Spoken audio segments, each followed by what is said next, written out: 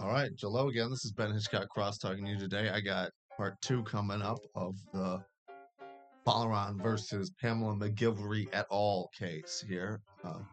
We're going to get into what's up with this contract that we've been alluding to. So let's do it. C. DWD Secretary Pam McGilvery concerned that the DHA hearing examiner would act as an independent neutral, communicates with the examiner ex parte, prejudicing the plaintiff's rights under the DHA contract. On October 2nd and 3rd, Deputy Secretary Pamela McGilvery communicated ex parte with DWD hearing examiner Benitez Morgan on the merits of a case before Benitez Morgan. That's Stolar versus the Department of Corrections. And I really do encourage everybody to go listen to that reading of that complaint by Deb Keither there.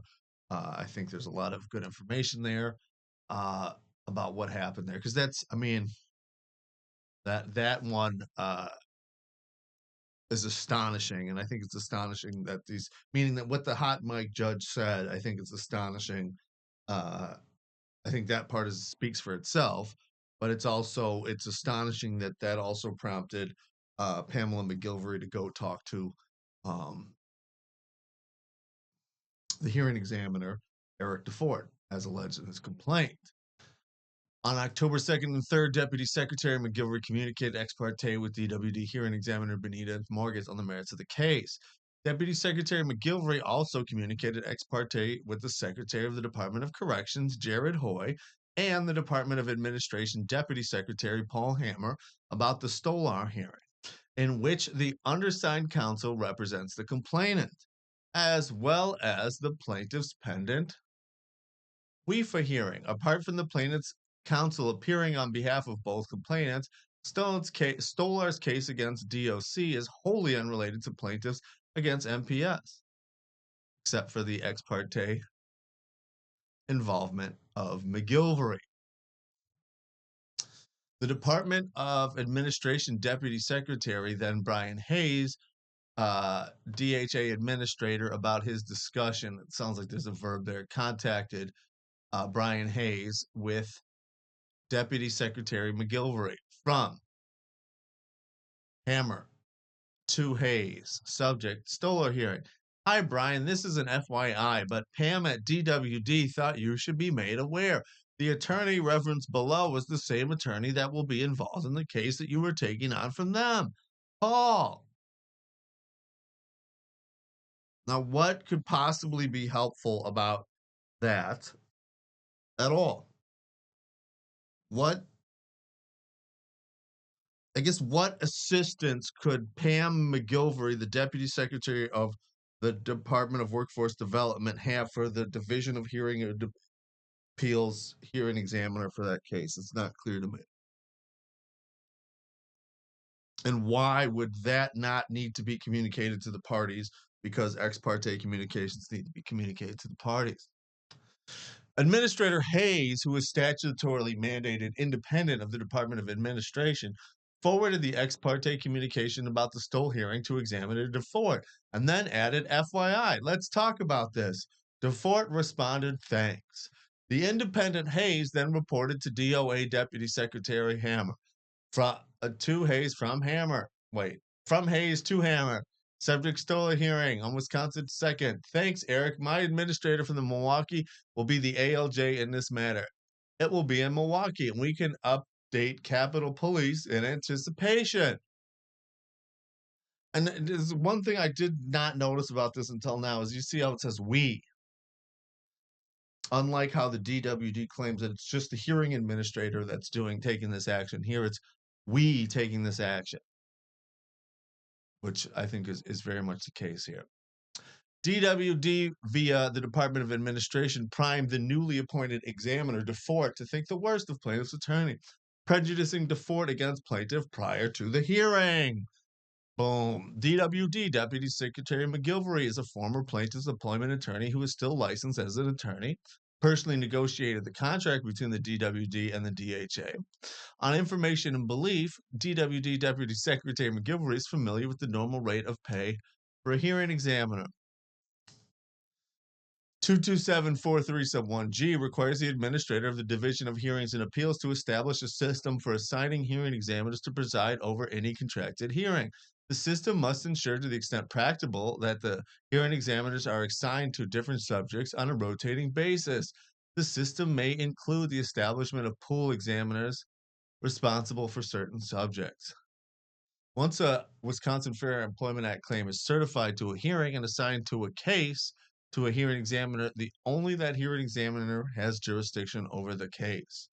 On information and belief, Administrator Hayes did not follow any system to ensure that hearing examiner was assigned by a system. On October 31st, 2024, the plaintiff explained to Examiner DeFort about the past conflicts between the DWD hearing examiners, the ex parte communications about her case, and the interference of DWD officials, and moved for Examiner DeFort's assurance that he was not communicating ex parte about her case in violation of WISSTAT 22750. Plaintiff also requested all public records and requested reflecting DeFort's ex parte communications. DeFort did not respond to the plaintiff's request for his ex parte communications either under 22750 or the public records law. On November 7, 2024, DeFort held a pre-hearing conference. At that conference, Examiner DeFort did the following: inform the parties of the existence of the contract between the DWD. So there's like a month goes by, and it sounds like nobody's telling the parties about this contract. It's the first time they're hearing about it, but did not allow them to see the contract at that time. Informed the parties that he would adopt all the rulings of the conflicted DWD hearing examiner. Did not inform the parties about his October 2nd ex parte communications with Deputy Secretary McGilvery via his supervisor, Administrator Hayes, and opined that if the plaintiff requested the case by public records, the division would charge her to produce the case file. At the hearing, DeFort said, "What I can say is I received an email that directed me towards a link to get the file. That's essentially the amount of communication I have had with the referring agency, which was the Department of Workforce Development." At that hearing, DeFort also said, "So on the same day I forwarded that to our public records officer, I think they started drawing up a response. But the bottom line is, I think they are going to ask you if you want all 4,331 pages at 25 cents a page, or do you want the stuff you probably don't have, which is that letter of engagement." That day, the plaintiff requested her case filed by public records request to Examiner DeFort.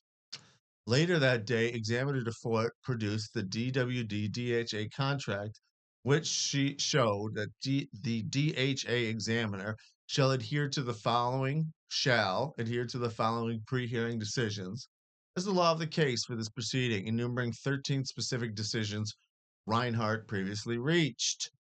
On information and belief, the DHA has billed and the DWD has already paid the DHA for hearing services pursuant to the DWD-DHA contract. On November 13th, Ashley Bannon, delegated custodian of the DHA's public records, at the instruction of Examiner DeFort, demanded payment of $1,882.75 to make paper copies of the digital communications between Examiner DeFort and the DWD. That same day, the plaintiff informed the DHA and Examiner DeFort that the attempt to charge for electronic records was illegal. Our records indicate that you received the record electronically. Kindly produce the electronic version of the document. Mr. DeFort is mandated to produce them without charge. Kindly also produce the document under 22750. Yours, Ben Hitchcock Cross. On November 15th, 2024, the examiner admitted that the letter requires the undersigned to adhere to 13 pre-hearing orders that were previously litigated between the parties and decided by the originally assigned examiner. The examiner also confirmed what the DWD-DHA contract already agreed in writing, that the examiner would act as if the plaintiff had withdrawn any objection to the contract of her hearing, control of her hearing by contract. That day, Examiner DeFort said hearing date in the plaintiff's Fair Employment Act claims for June 23rd. On November 21st, the DOA produced the October 2nd public records of ex parte communications pertaining to the Stoller and Folaron Fair Employment Act cases between the DWD, DOC, DOA, and DHA, including emails concerning Examiner DeFort's decision to unlawfully charge the plaintiff for access to electronic public records. That same day, the plaintiff placed before Examiner DeFort his October 2nd, 2024 ex parte communications with DWD Deputy Secretary McGilvery and asked DeFort to explain why he had not divulged the ex parte communications or his participation in the illegal demand for $1,082.72 for the plaintiff's case file. DeFort did not respond. On December 30th, 2024, defendant Wackerhauser, the DWD's custodians of records, again admitted to the existence of the ex parte public records and potentially others, but refused to produce the public records on the theory that such records constitute deliberations of administrative law judges, attorney-client privilege, and attorney work product. The DWD does not permit interlocutory appeals. There is no non-judicial procedure to challenge the DWD-DHA contract. On January 16th, 2025, the DWD sent the plaintiff a notice of second pre-hearing conference for the February 5th, 2025, stating that the DWD intends to continue the hearing with Examiner DeFort. The plaintiff will be forced to continue to expend significant legal fees, continuing the hearing tainted by bias for the benefit of the DWD and in violation of the rights of the parties. Exhibit A is a true and correct copy of the contract for hearing services. Exhibit B is a true and correct copy of the memo from the hearing examiner attached to the DWD DHA contract. All right, you ready for some counts? As you know, this is one of my favorite parts. All right, count one, substantive due process violation. So this is alleging a for civil rights violation that the contract itself, the contract itself is a violation of my client's rights, and that is against the signatories of the contract and the DWD and the DHA itself. The Fourth Amendment to the U.S. So, by the way, a writ of supervision can if a court exceeds its jurisdiction, which would be one appropriate remedy here, in my opinion. Plaintiff adopts and incorporates by a reference all preceding allegations of fact. The 14th Amendment to the Constitution prohibits state governments from depriving any person of life, liberty, and property without the due process of liberty. At all relevant times, plaintiff maintains a property and liberty interest in receiving a fair process and in her administrative proceeding that is protected by the 14th Amendment to the U.S. Constitution. The contract as written deprives the plaintiff of her constitutionally protected property and liberty interest because it necessarily incorporates previous administrative decisions and orders made by an examiner admittedly biased against her, and depriving her of notice and opportunity to contest the issues settled by the DWD contract. If left standing, the effect of these prior decisions will substantially impair or prohibit plaintiff's ability to receive a fair hearing. The plaintiff has a right under 22746 sub 6 to an impartial hearing examiner and impartial agency officials. The functions of persons presiding at a hearing or participating in the proposed or final decisions shall be performed in an impartial manner. State law further protects the right to a fair and impartial hearing free of bias and perceived bias in administrative proceedings via 22750 sub 1 sub A sub 1M. I hope that's right. Very possible. Which requires that decision makers in Fair Employment Act cases share their ex parte communications and or disclose the existence of ex parte communications with the interested parties.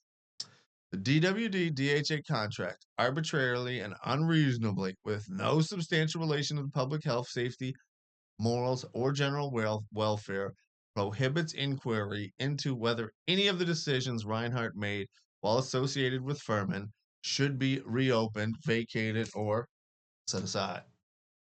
In doing so, defendants violated plaintiffs' rights to stay substantive due process under the Due Process Clause of the 14th Amendment. Plaintiff has been damaged and continues to suffer damage by the defendant's failure to hold a constitutionally fair hearing, and the contract binding the future hearing examiners to hold the admittedly conflicted hearing examiner and his administrators, as well as its failure to otherwise rectify the appearance of bias posed by defendant's conduct of interfering with examiner Reinhardt's jurisdiction over the case. The contract between the DWD and DHA and the ex parte communications between the hearing examiners. Count 2, declaratory judgment. The contract is void and unenforceable because it is unconstitutional, illusory, or unconscionable. Ooh. Uniform Declaratory Judgment acts against defendants McGilvery, Natera, Hayes, DWD, and DHA. Plaintiff adopts and incorporates by reference all preceding allegations of fact. DWD and DHA entered into the contract directly, primarily and specifically for the benefit of third parties, plaintiff and MPF.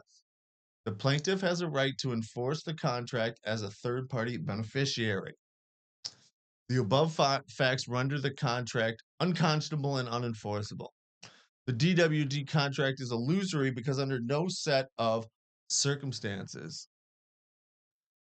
can the contract as written be enforced in a way that would meaningfully benefit the plaintiff. The DWD-DHA contract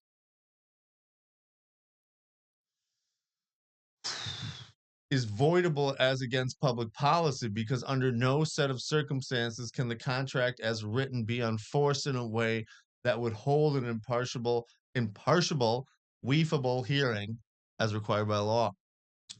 Plaintiff cannot have a fair hearing, the ostensible purpose for which the parties entered into the contract, because the bias from her first hearing has not been cleared but is now officially incorporated